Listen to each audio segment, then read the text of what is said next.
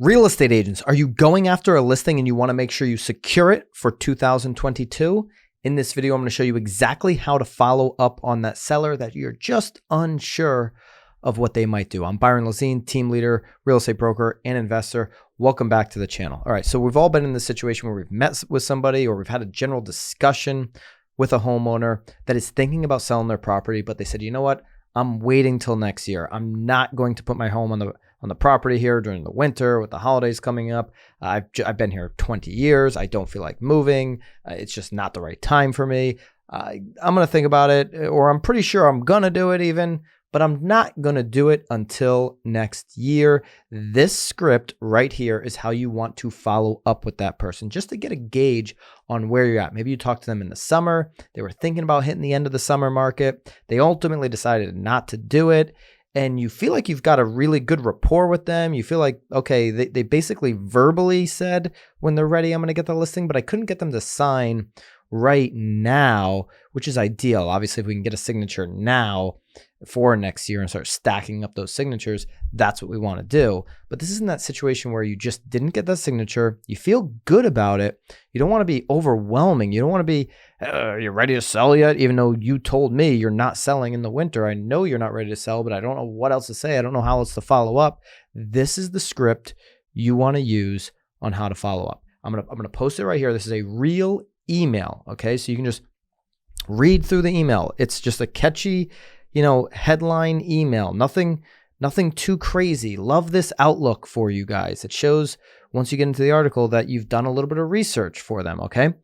Hi, Marianne. We came across this housing projection for 2022 and thought you might be happy to see this. Obviously, everybody wants their home values to go up. When you go to the article, I just basically linked up the CNN business article, Goldman Sachs home prices to climb another 16% by the end of 2022. Now, this means the housing market is going to get better, right? You're sharing good news with them, but you're also sharing news that is relevant to their property, right? Your home value is going to go up. Now, a better way to do this is to take that CNN business article and reference it in your own blog, right? So you're sending them back to the website, but at the very least, just send them this website, just a quick little, this could be a text message. It doesn't have to be an email. Whoever you're dealing with, are they going to open the email? Are they going to open text this year? What's the best way? Hey, thought you might be interested in this. Text message could also be the right way to do it, right?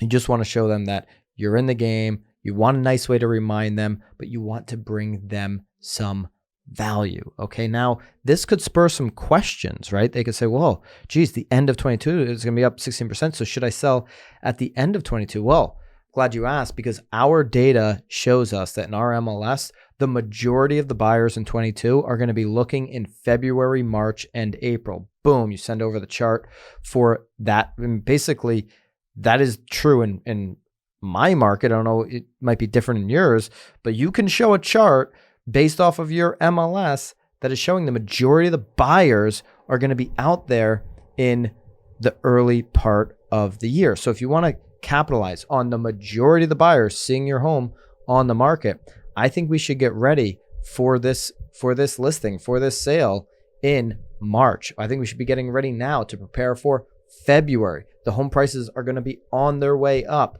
right? 16% will be reflective at the end of the year because of the sales that happen during the year. You want to be one of those sales that happens during the year and not wait till the very end. But it's a great way to have a conversation, to keep them in touch with you, and just keep you top of mind as you go through the winter where they're dealing with all this other stuff. It's a great little touch point. I hope you use it. If you do, please leave a comment. If you use any type of follow-up like this, love to hear from you in the comments. Love for you also to consider subscribing to this channel. I'll see you on the next video.